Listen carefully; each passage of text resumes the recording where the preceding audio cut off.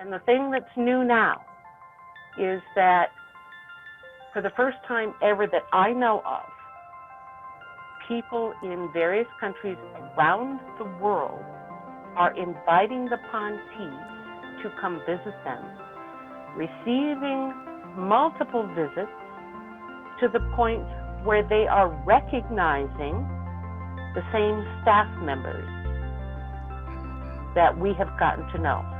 So if I can give you an example, one of the gals that we first met under Tilcum was named Druti. Very lovely, gracious gal, beautiful gal. And people all over the world now, if Druti were to show up in their home, would recognize it's her by name. Wow. And that's new. That's new. That no other star nation has done that kind of sharing and prep work ahead of a planet's official first contact. They didn't have the opportunity before. Welcome back to Third Eye Salon. We are looking between the veils of reality with our friend Sue Walker and her friends, the Pontee, soon to be our friends and yours, we hope. This is part 2 of our conversation from last week, and we will pick up where we left off, where I asked Sue a question about how things actually work in terms of the Pontee and other ET beings being able to hide and cloak themselves. So we'll let her answer that question, but before we do that, I want to invite you, remind you, ask you to go ahead and hit the subscribe button if you've been enjoying our conversations. Hit that, what is it, the notification bell. You're supposed to smash the notification bell because honestly, the algorithms on YouTube don't always work for your advantage. So do that, share the videos with people that you know would appreciate them. Leave a comment. The more that you engage with us, the more our content gets out there and the more that we can foster that community that we are looking to create and co-create with you. All right. And with that, let's get back to our show.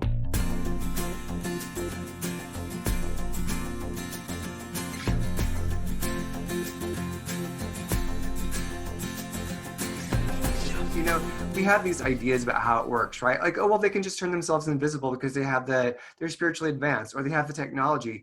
And we tend to fill in the blanks. And it's like, well, how does it actually work from their point of view? All right. So are there nations on this planet who can at will become invisible? Yes. Are there nations visiting our world who need a technical assist to not be seen? Yes. When they fly in their craft, in their vessels, is the seeing of that vessel or the invisibility of that vessel technical? Yes, it is. But when they come to our homes, then what is it? And so we find a measure of, it depends on the situation, from the Pontees. Now that's not true of every star nation because every nation is different with a different level of advancement, different innate capabilities, different traditions. And so some of them don't care a whit if they're seen or not. Some of them go to great lengths to not be seen. Some of them innately vanish at the drop of a hat because they get a little scared. Some of them just decide to bolt through a wall. They're not above being able to be startled or frightened. And so they have the range of emotions that we have. And one of the contactees that we know said, geez, if you think about it, having our Pontee friends come visit us at our homes is a little bit like a child walking into a gorilla's cage and not knowing how that gorilla is going to react.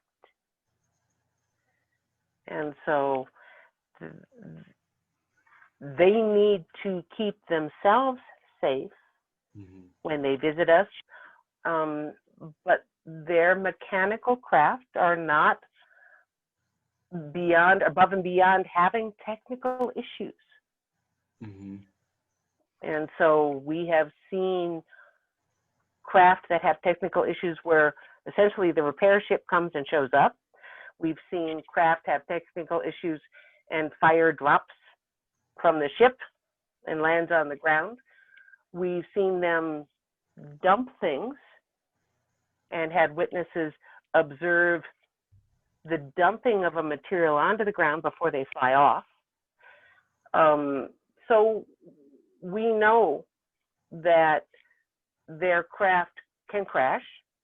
We know about the Roswell crash, but there have been other crashes and downed craft here, at least in our state that I am aware of, that either were helped by the local indigenous people to get themselves up and running and go again.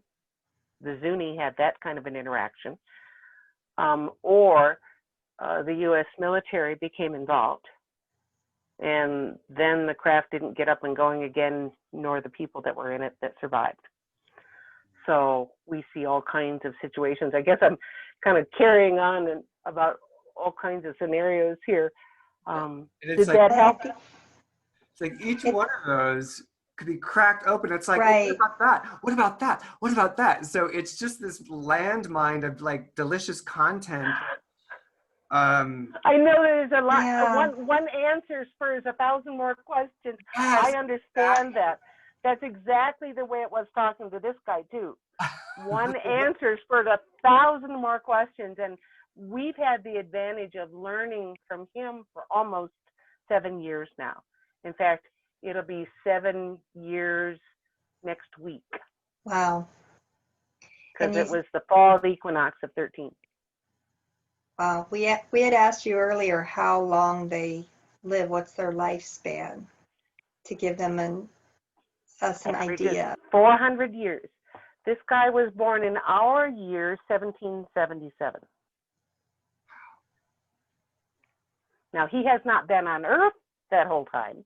He didn't arrive on our world until 1990.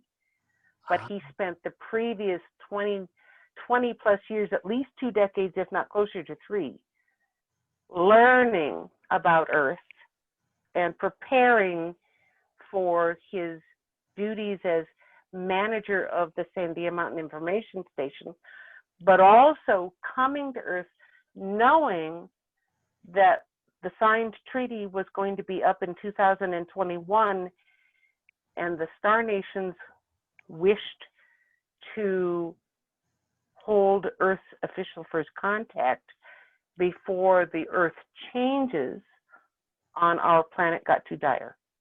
Mm-hmm. That was leading into my next. Good. I know. My next questions.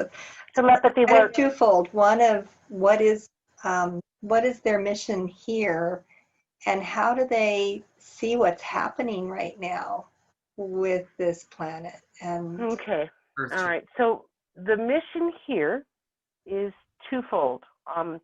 The Contactee that we know work at an information station that is here to answer questions from other star nations who are coming to Earth to visit. So if they need information when they arrive, they head to one of the information stations.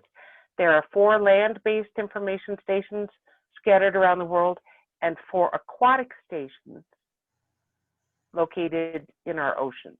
Wow.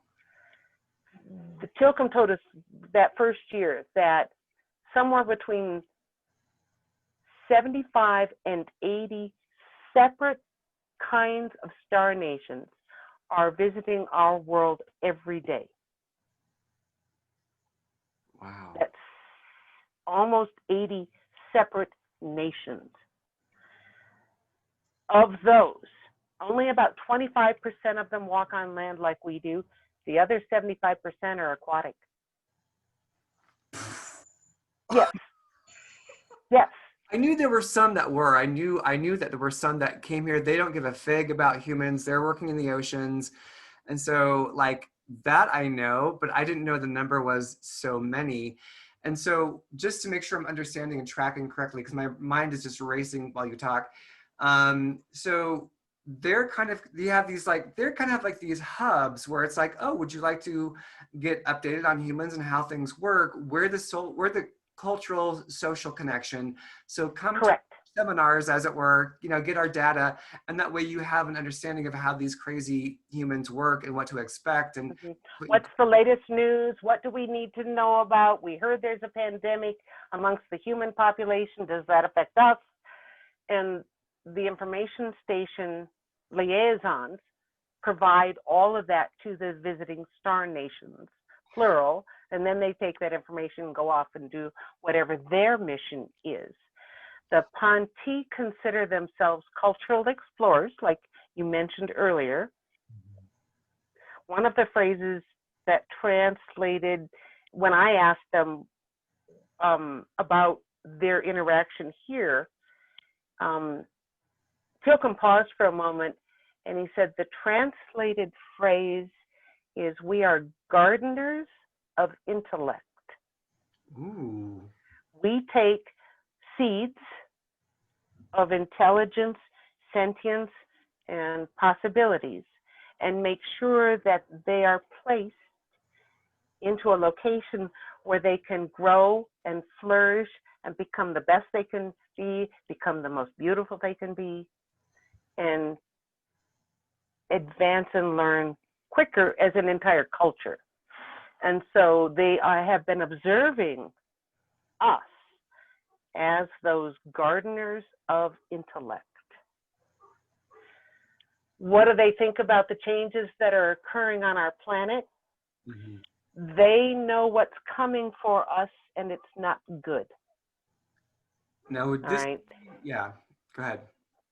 That's a whole subject all on its own. Mm-hmm. But the long story short is,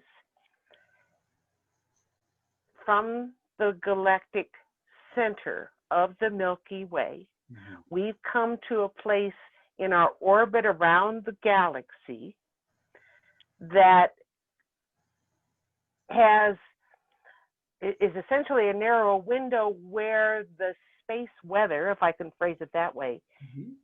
can get rather nasty. And it affects our sun. Yes. And its geomagnetics. The sun has a North Pole and a South Pole, just like our planet does. Mm-hmm. And when this space storm comes into our solar system, it affects the bursts of plasma and the CMEs coming off of the sun. And if it heads in our general direction, we're in a mell of a hess. We really have a problem because it would take down our magnetosphere, which is our protection from cosmic rays, mm-hmm. and affect it, that galactic storm, if I can phrase it that way, will also affect the geomagnetics of our world. Mm-hmm. And that means there is a strong possibility of it affecting the magnetics of our North and South Pole. Right. And right now, we're already seeing dramatic changes in the location of both the North and the South Pole, as well as a weakness in the magnetosphere from the Atlantic and extending into South America, mm-hmm. in the Southern Hemisphere. Mm-hmm. And so we are ripe to get hit by a storm. Mm-hmm. I don't know if you guys grew up in Tornado Alley or not, where you had tornado watches and warnings. I did. A watch is when conditions were ripe, and a warning is when a tornado is actually heading towards your house, your town, yeah. and is going to do massive destruction. We are currently under a solar watch, we'll put it that way. They're watching our sun and the approaching building storm, which is kind of on the edge of our solar system, for turbulence, gusts from the storm that ahead of the storm might juice up what comes off of our sun toward our world.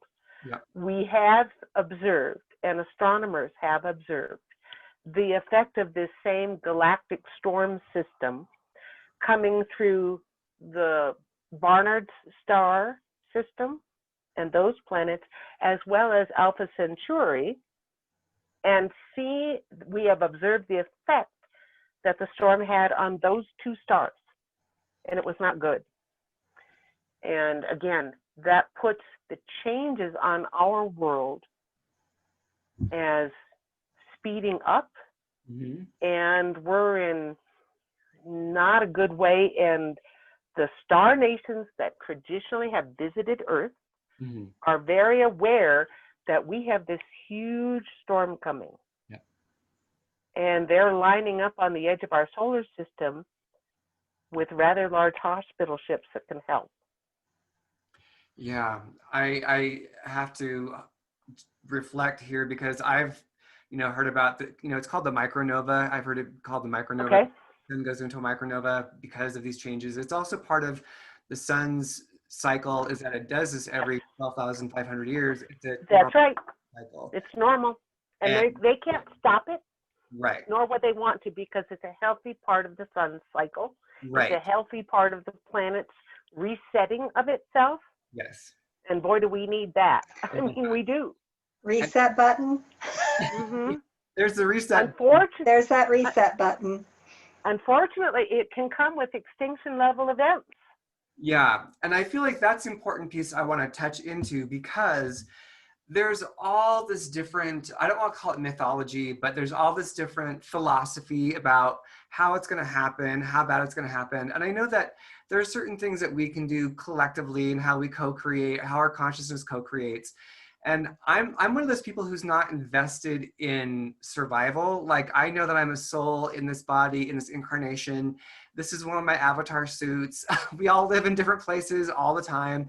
So for me, it's like, I'm not terrified about any of that. And I'm like, and there are other people who are just freaking out about it. Other people who are like, oh no, that's not going to happen. We'll be saved. And it's like, you can't guarantee what's going to happen. It hasn't happened. No one gets to decide for everybody what their experience is. So right. I get a little bent out of shape when people predict how it's going to unfold. And I'm like, no, we're consciously creating this together in this big galactic soup with all these other beings, with, stellar beings, literal stellar beings like the sun. Like, we don't even know how to communicate and have psychic communication with the sun.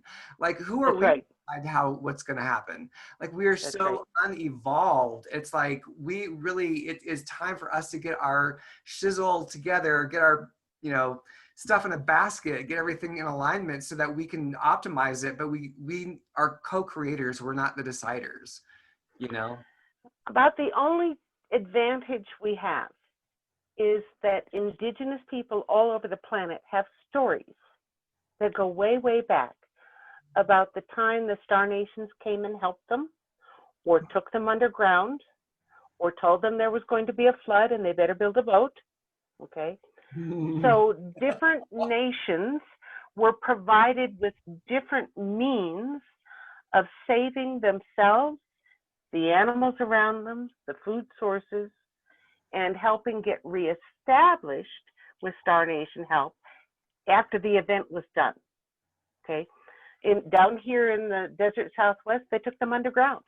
And the Zuni talk about, and Hopi talk about going underground and residing with two different Star Nation groups, hundreds and hundreds and hundreds of people, and being provided with all the food that they need, the light that they need, the clothing that they need, and were not brought back to the surface until it was safe to live again. That's not a unique story amongst all the continents at all. And so you find either rescue with floods by either going up high, like building into the trees, or building up high on a cliff, We've seen cliff dwellings, Hmm. or you've seen cultures who say, we were instructed to build a boat. I believe that the Iroquois nations were instructed to build giant canoes. Oh, And I think most of us are aware of Noah's story. Okay. I hope so. And so the assistance for each area of the earth came from the Star Nation people who had traditionally helped in that area. So in other words, there's kind of a jurisdiction area. Here in the desert Southwest, you see the Contactee very prevalently. That's not the case in Europe. If you go to Europe, the Umo and the tall whites become more prevalent, okay? If you go to Africa, they talk about the Dogons. If you go to China, they talk about another race of small people. If you go to South America, it's different again. Yeah. They talk about the Iya, the very, very tall individuals with the elongated skulls. Mhm. Same with Egypt. So you can see in our own history where different star nations traditionally had interaction with different areas of the planet and stuck into that general area, which became their jurisdiction. Does that make sense? Mm-hmm. Mhm. What perplexes them the most about us? Where do I start? She said. I know, Yeah, I know. It is. that's a really fair question. I think the first one is, why do you lie? Oh. Why do you lie? Why would you do that? Because as a telepathic nation, honesty is like way at the top of the list as far as cultural values are concerned. And while they understand teasing each other with little white lies like, oh yeah, so-and-so did this the other day and it wasn't true. But everybody knows that it's meant in jest and it's not taken seriously. But when they see us not being honest about our own actions, they don't get it. They don't understand how the rest of us accept that as okay at all. They really don't understand it. They know that we are a nation on the edge of leaving not only our planet, but our solar system to do that galactic exploration. And they're very concerned that they don't want us to leave our solar system until they've given us a little bit more of the backstory and the history of the other star nations, jurisdiction-wise, who lives where, who's had conflicts with who are allies, and it's the travel guide information that they want to share before we get ourselves in hot water. Do they think that we have potential? They love our creativity. Mhm. They absolutely love watching us be creative. And the art and all the cultural things, whether it's the clothing you wear, the food you eat, the music you write or listen to, the sculptures you create, all of those artistic expressions of being earth human, they find fascinating and valuable because it touches them emotionally. It's not, they don't really care about our technology. They do understand why we care about their technology, but they also see just about anything that we find from another star nation as being weaponized in some fashion. And they don't like that. So it's a mixed bag. Do they like coming to learn about us and visit us? They have a blast. They really do. They really like it. They love being invited. And that's the thing that's changed just in the last 5 years since they opened up their Twitter account and began sharing. Via you. You're the one that opened up their Twitter account, just so people know. Well, they requested it, but they requested it. They Yeah. specifically came to me and said, would it be permitted for us to do this? We would like to teach. And I said, I don't see why not. I don't think it's illegal.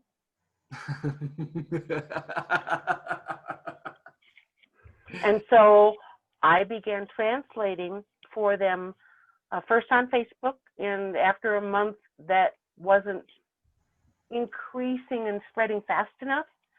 And so I did not know Twitter at the time. I'd never been on it, heard about it, but didn't know anything about it. And had my webmaster help us set up an account, and then Tilcom started sharing.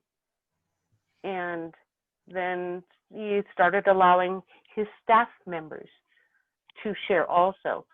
And the thing that's new now is that for the first time ever that I know of, people in various countries around the world are inviting the Pontee to come visit them, receiving multiple visits to the point where they are recognizing the same staff members I love it. that we have gotten to know. So if I can give you an example, one of the gals that we first met under Tilcom was named Druti. Very lovely, gracious gal, beautiful gal. And people all over the world now, if Druti were to show up in their home, would recognize it's her by name. Wow. And that's new. That's new. That no other star nation has done that kind of sharing and prep work ahead of a planet's official first contact. They didn't have the opportunity before.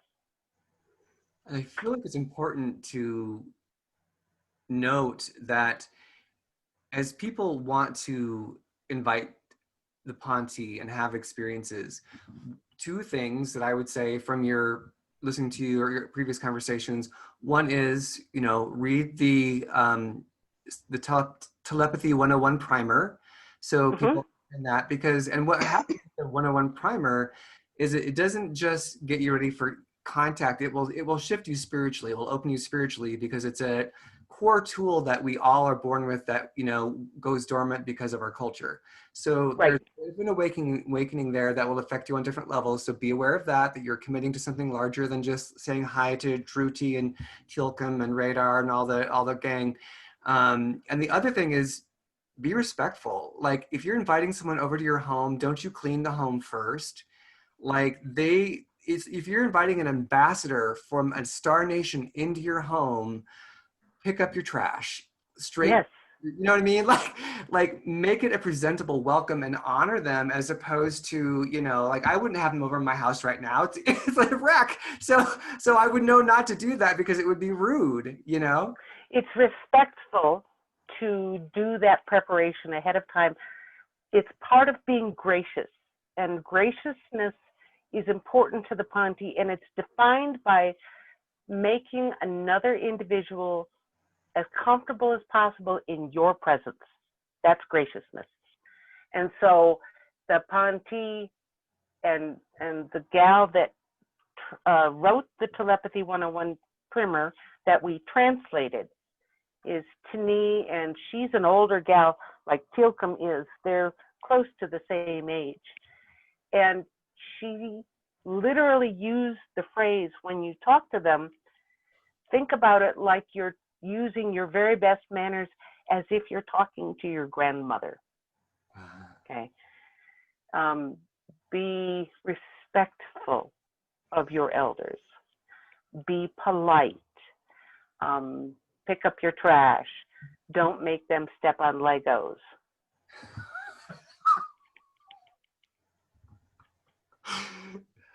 Exactly. What a horrible introduction. Like, would they ever want to come to your house again? After Right. stepping on a damn Lego, probably not. That's right.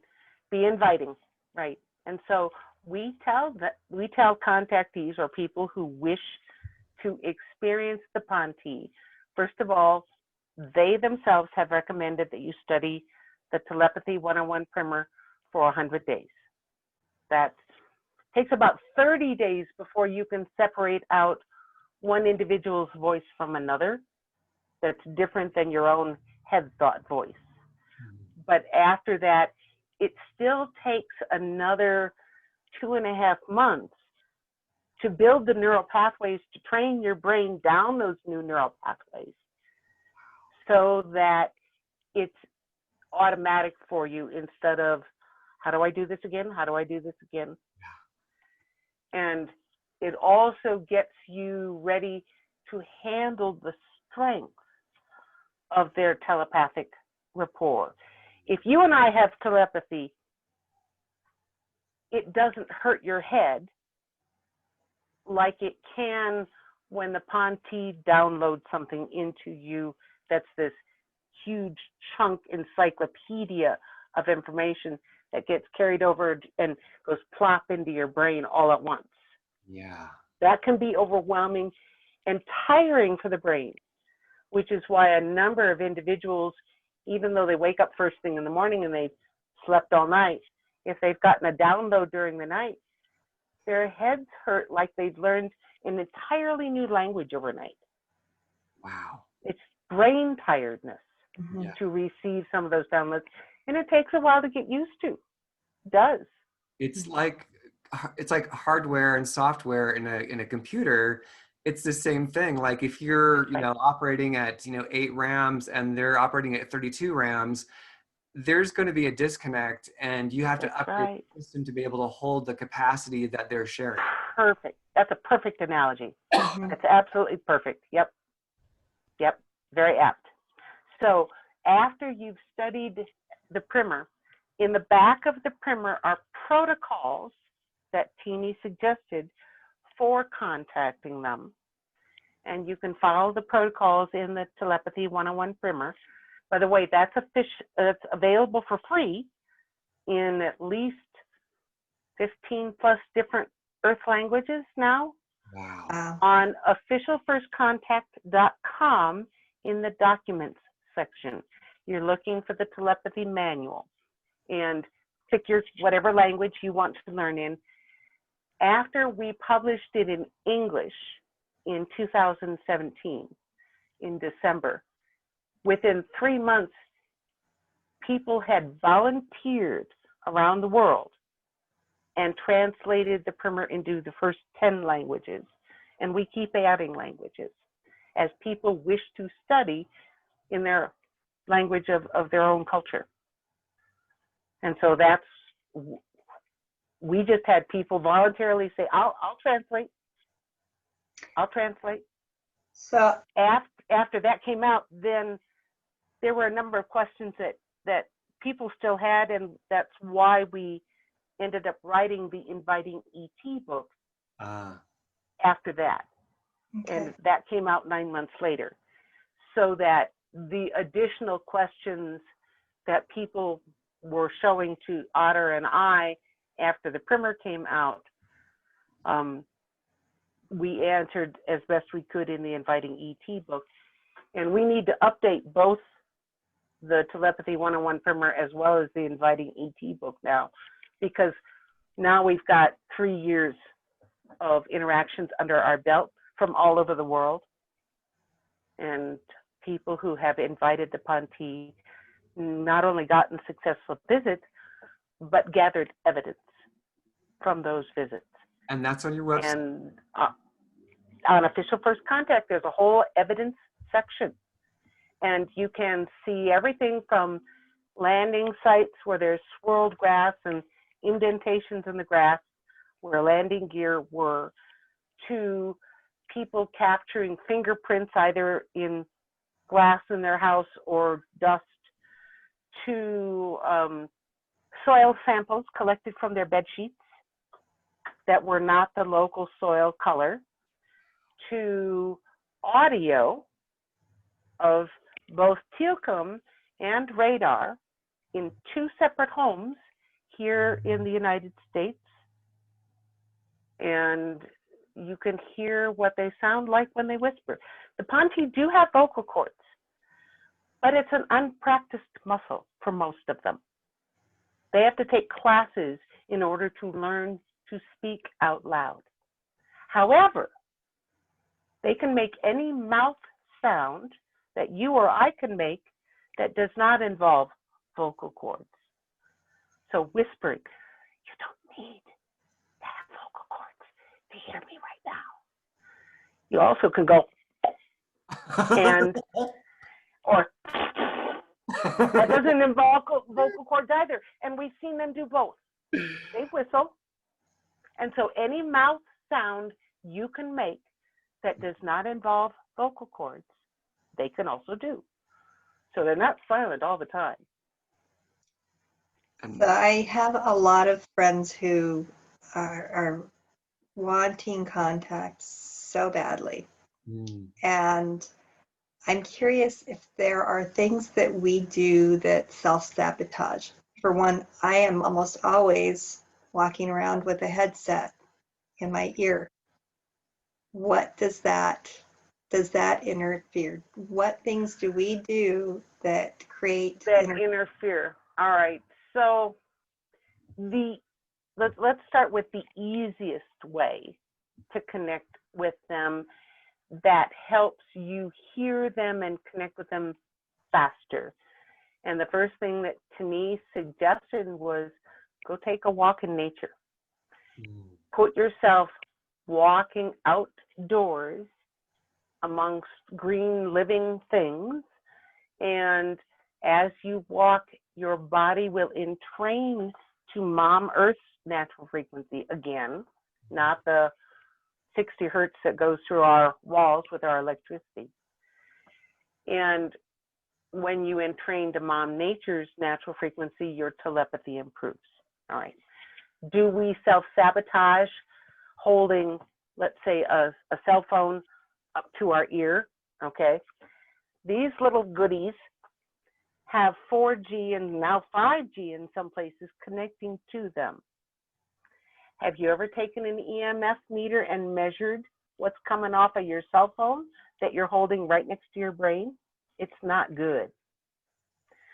I am using a Bluetooth, but I keep the battery unit and the receiver down here away from the brain and the earpieces.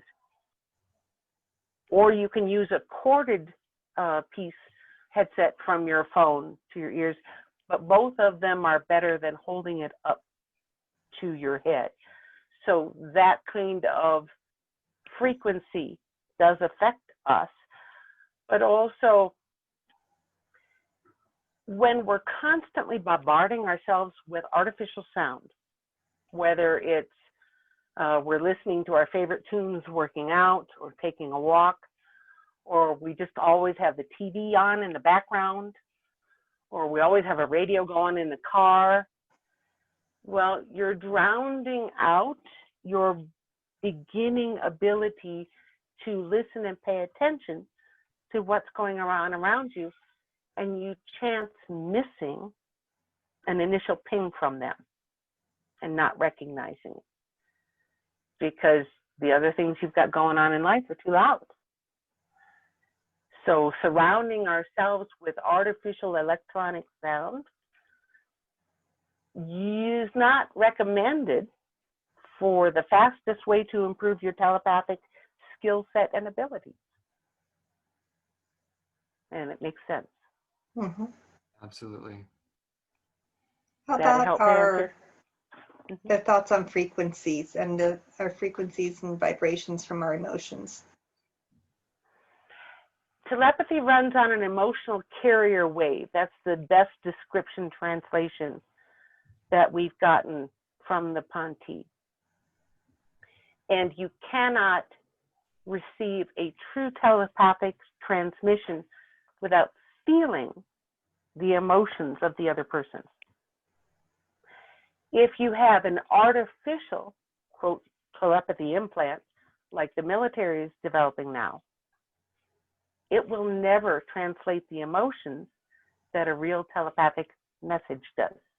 It would be more like having a satellite receiver inside your skull that receives an electronic impulse rather than the emotional carrier wave that true telepathy runs on. So do they perceive our emotions? Oh, yes. In fact, they seek out what kind of a state we are in before they ever come visit. They do. They check in, and you don't want to go to somebody's house if they're arguing with their spouse. You don't want to visit somebody if they're being ultra depressed or negative or distracted. And so they pick and choose when they show up, depending on what's going on with us at the time. Yeah, I had I told you this when we were hanging out with Karen Swain in her inner sanctum, that I had after a senior interview with her, the first one, I had reached out to the Contactee, with the intention of like wanting to make, before I knew about the primer and all the protocols, I was just like, oh, I'm like, we can do this. We can reach out and connect. And I sent them, a message of like, I would love to be able to connect with you in dream time or whatever. I would like to be able to have that experience. And then I woke up that morning and I thought, well, did I have it? Did anything? I was like, no. And I was, I was feeling down. I was like, no, nothing happened. Of course it didn't. I was like, don't be negative. I was like, stop that thought. Just go back into a relaxed state. And I had been beating myself up like emotionally the day before. I'd had a hard day. And so I just let myself go into that state and I heard unbeat. It was like,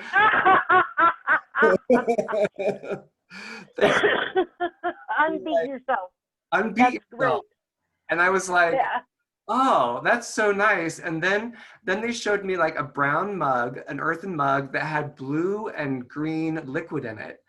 And I took it to mean good earth, good morning. Like it's our greeting you is like, it's a beautiful earth. It's a beautiful day. Good earth, good morning. And it was just very gentle and very sweet. And so I just thought I wanted to share that with you, that you can reach out and have contact with them. And it is a real moment. And it makes me also want to ask you, because you're talking about the military having these devices. It's like, uh-oh, we're going to go into another lane. Yeah. But like, how do you know that? How does that something that you're aware of? Because that sounds something top secret that no one's supposed to know about. Except that Elon Musk is talking about it all the time. Yes, yeah, I got it from Elon Musk. Then I don't know about it. I also was corroborated by the Contactee. Ah, okay. Right.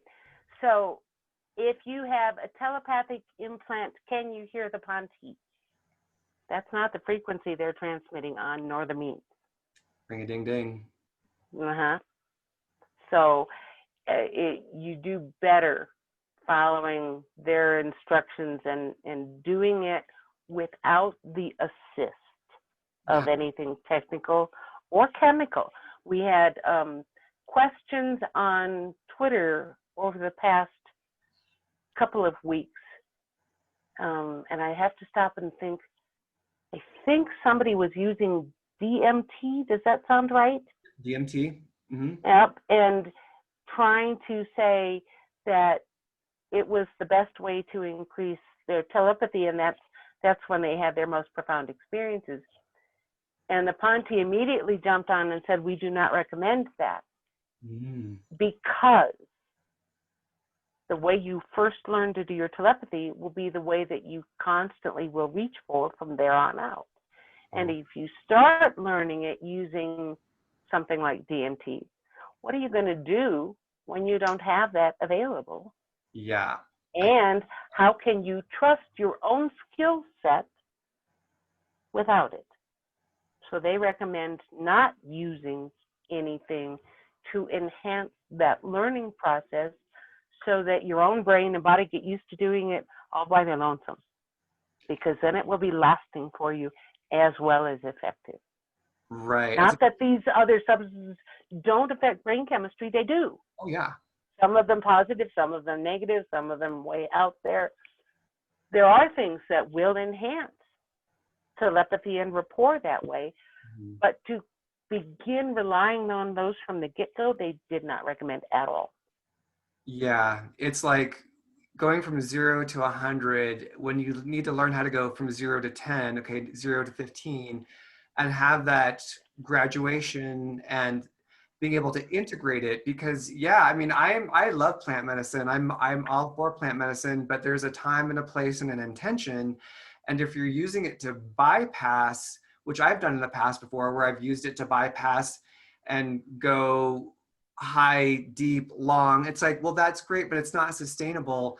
And yeah, where are the inroads? Where's the path that you built over time, and that neural network having the sustainable structures so that you can keep Exactly. expanding? Exactly. You have that perfectly right. Yep. You're doing a learning process of an entirely new thing. It's like learning a new language, learning to play a new musical instrument, learning a new dance step, whatever it is. You have to train your brain and your body in order to respond appropriately and successfully and accurately time after time after time. And that comes through trial and error, repetition, and feedback. Yeah. You cannot learn telepathy without the feedback from another. You need that feedback in order to improve or go, well, that didn't work. Let me try something different. Yeah, So, yeah. so tell us more about that feedback. I'd love to hear more about how you suggest people get that feedback. All right. So you've got a whole bunch of choices when you're first learning to follow the telepathic instructions in the Telepathy 101 primer. The very best thing that you can do is practice with someone that you know quite well. You will have a greater innate emotional rapport with that person than a stranger, okay? You're not practicing remote viewing. This is not a somebody else hide an object and you figure out where it is kind of thing. This is listening for and recognizing what we call a ping, and a P-I-N-G, kind of like you hear on a submarine when the sonar goes around, it'll sweep and you'll hear ping, ping.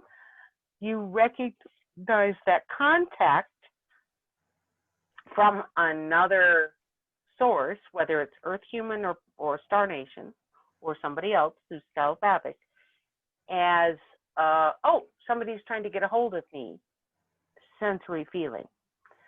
What's it like? We call it a pop your head up response, where you're engaged in something else and suddenly it's, that's a pop your head up response. And your instinct will be to turn your face the direction that it came from without knowing how or why. Your body knows. Yeah. Teeny said sometimes the body knows first and the brain catches up. Yeah. Okay. So that pop your head up response, it can be a goosebump response. It can be a hair stand up on the back of your neck kind of response. It can be a butterflies in your abdomen kind of response. Everybody's response to a ping in their own physical body is a little bit different. Some people hear a very, very high pitch in their ears and it changes and alters in frequency and intensity when they get a ping. So once you learn how your body is responding to that telepathic, hello, I'm here, can you hear me, kind of contact, then you can start to identify how far away is it, male or female, somebody I know versus I don't know, good news or bad news, and glean more about the information surrounding the person who initiated it. Yeah. I can tell you right now that yes, you can do it with other Earth humans, and some of the other Twitter followers who have practiced the Telepathy 101 primer, I can pick up now from Canada to Australia to the United States to wherever, because I've gotten to know these individuals and I recognize their ping now just like I would recognize their voice on the phone. That is tremendous. So Go ahead. I often talk with my clients about really understanding whether what you're picking up is yours. Yes. That would all play a part in that, because I just say we're all antennas, and when Right. you get this wave of emotion that you don't, it's like, where the heck did that come from? Right. Ask, Right. is it yours? Because if you have that ability, it took me a long time to figure that out.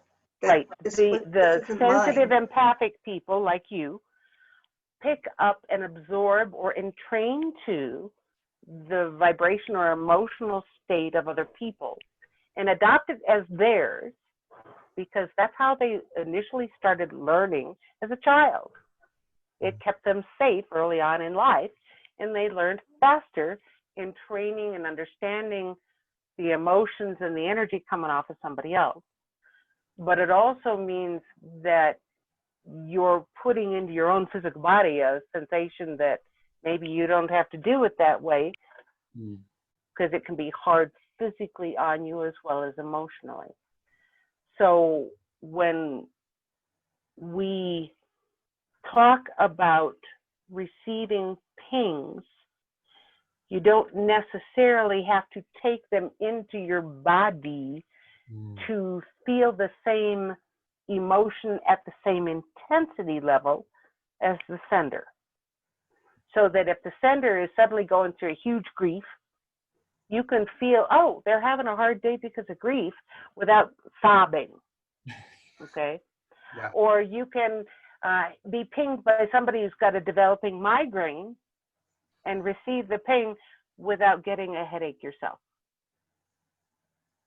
So we teach people how to stay within yourself. You asked how you differentiate.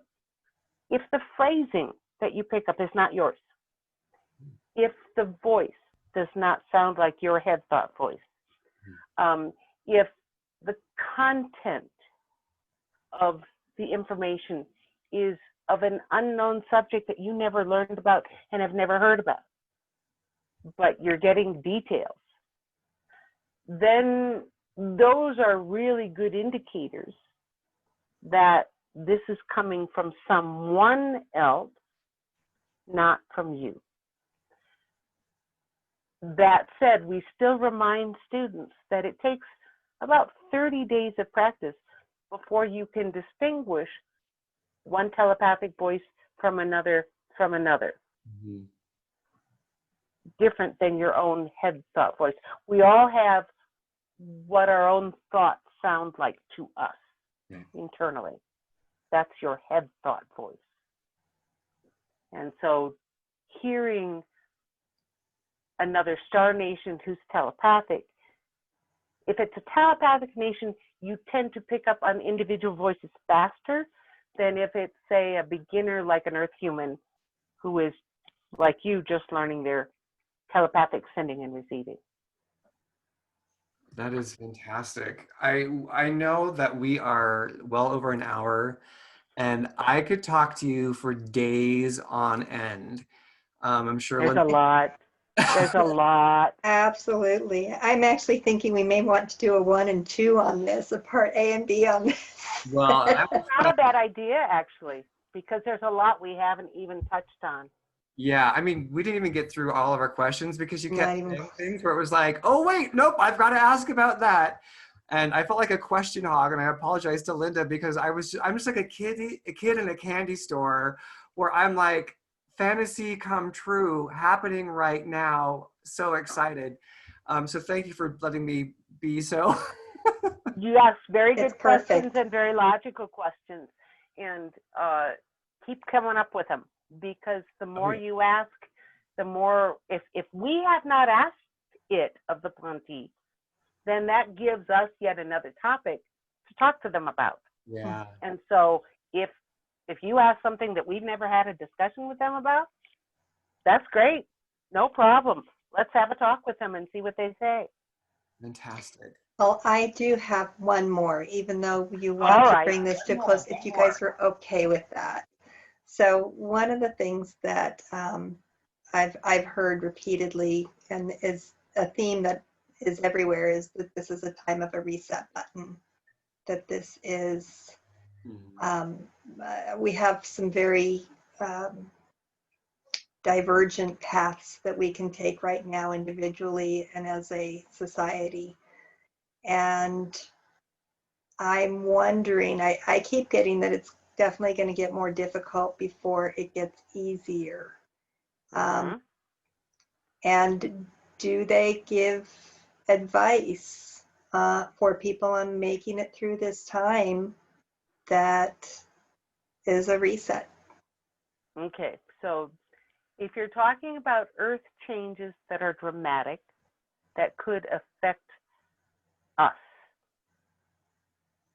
first of all, please understand that our electrical system and our communication system, meaning our lovely little cell phones that rely on satellites, is on a very, very tenuous thread. Mm-hmm. It wouldn't take much to take down the electrical grid and all of the communication satellites. That could be one huge CME coming off the sun, and those things are toast. Yes. Okay.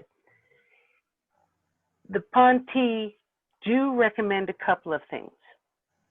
One, be able to know how to survive without electricity, just in case you have to. Mm-hmm. If you have a sense that something very dramatic is coming, if there's a place to go underground to get safe, that's their first suggestion. Because underground, you'd be safe from anything coming off the sun. In many places underground, especially with higher elevations, you'd be safe from any flooding that might happen. They have told us repeatedly that with the earth changes that are taking place in the next 10 years, expect food shortages to become very acute. And food distribution also not being terribly successful. Again, if dramatic changes involve earthquakes, that can take out some of our old dilapidated bridge system things. Mm-hmm. And getting things from point A to point B, even within one country, would not be easy. Mm-hmm. So having an ability to have clean water and food that you can rely on. But the other thing that they suggest is shift your thinking from me to we, because none of us are going to be able to handle these changes solo. Absolutely none of us can do it all by ourselves. Yeah. We will be required to work with a group of people, and you can either take potluck and anybody you stumble across, or you can be proactive and say I'd like you to be part of my group, and if the proverbial stuff hits the fan, this is where we meet. Mm-hmm. This is our plan. This is what you bring to the group. Are you good with that? And collect a group of individuals that have a diverse enough skill set that you can survive with each other's help. That's great. Mm-hmm. Yeah, so that's the biggest recommendation, if that makes sense. Does. Go from me to we. Yeah, in all ways. In all ways. Yes. That's how it has to be moving forward. I'm so glad that Linda gave that last question, because it is about us understanding that we've always been a collective, and this toxic individualism. Individualism is great to a point, and then too much of anything, it goes bad. And it's great that we can be individuals, but we need to be a collective of individuals who are linked together And I'm just seeing the importance of learning how to psychically connect to one another and telepathically to connect to one another. Because as stuff goes sideways and Sun has a micronova or however that plays out, however it plays out, to be able to say, oh, it's happening, we all need to meet, and be able to send that message to somebody and communicate without the phone system is going to be imperative at that point. Right. That's exactly right. And so being proactive, knowing that all of us who are adults are recognizing that we're seeing dramatic changes in our climate that have never been seen before in our recorded history. Mm-hmm. You think that is not going to affect your food supply? Right. Your insect population? Mm-hmm. The shortage of food, the distribution of food? If you think you're immune, think again. And instead of spending a lot of time playing games on one of these, you might want to think about learning some skill sets that if the proverbial stuff hits the fan, you have real life skills to fall back on. It's the old-timey way of doing a lot of things without electricity. Yeah. It's coming And back. how many of you can say that? Right. It's coming back into an indigenous mindset and coming back into those indigenous living skills, life skills, loving skills, where we are a tribe. That's right. And no longer. Right.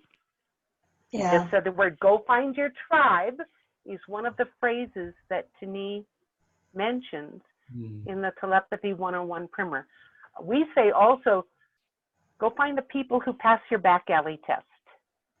And what I mean by that is, if you're in some dark back alley somewhere and you're all by yourself and 5 individuals start coming at you with knives and guns, who do you know in your life right now who would, without even being asked, step up to help you? Yeah. Right then, right there, immediately. Who do you know who passes your back alley test? Those are the people you trust. Yeah. So go find your tribe. Go find the people that pass your back alley test. Thank you so much, Miss Sue. I want to invite you to be part of my tribe. I would like to be in your tribe. Linda's my soul, Absolutely. so she has no choice. She's tribe for forever.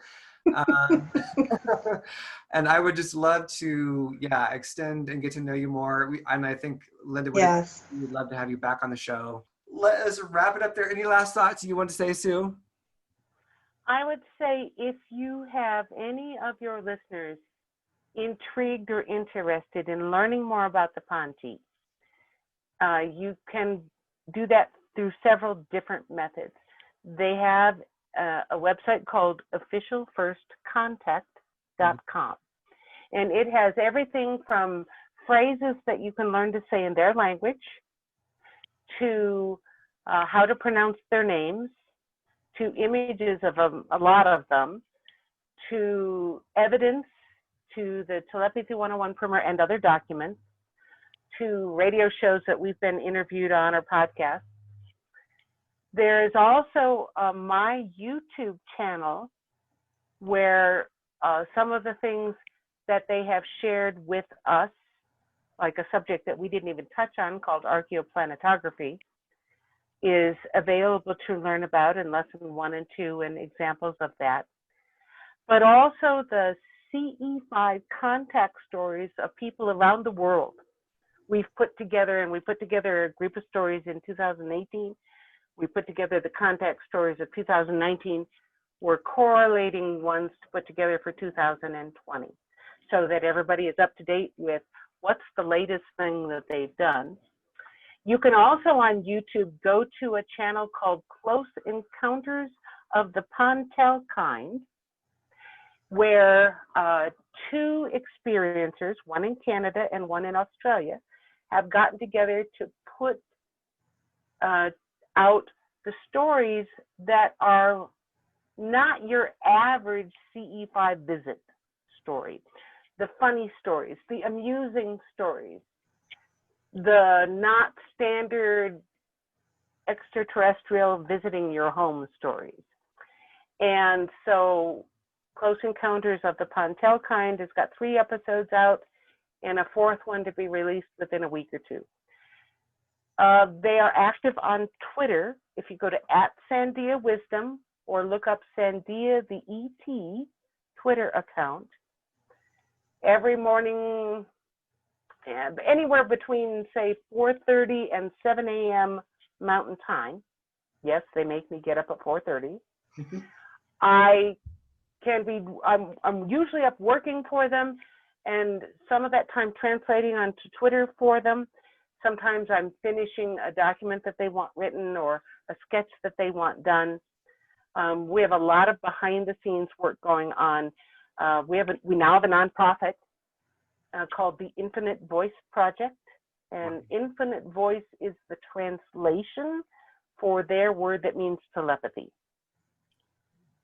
Okay. So when you have infinite voice, that means that you are able to converse telepathically.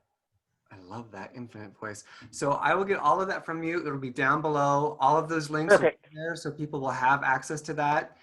And there's just so much to do, so much to get involved. This is the time to wake up. Like Linda got this message 4 years ago, reset button. Now you hear it everywhere.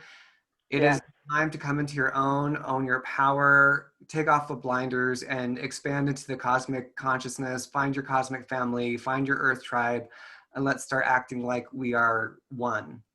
Yes, yes. So we, not me. We, not me. Amen. We, not me. All right. I want to thank you, Linda Coulter. You're very welcome. Yeah. Thank you, Sue. Thank you, Linda, both. It's been tremendous, and we'll do it again. Absolutely. Thank you, guys. This Thank has been you. delightful. Wonderful to get to know both of you. And again, yes, we'll do it again. That sounds good. All right. Take care and call if you need to. Wonderful. Thank you. All right. Blessings. Bye-bye.